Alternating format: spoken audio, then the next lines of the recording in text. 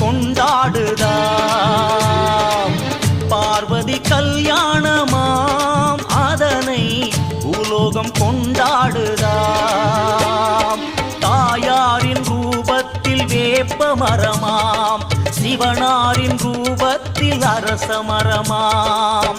வேப்ப மரத்தில் குங்குமம் தீட்டி, அரச மரத்தில் திருநீரு பூசி, அன்னைக்கும் சிவனார்க்கும் கல்யாணமாம்.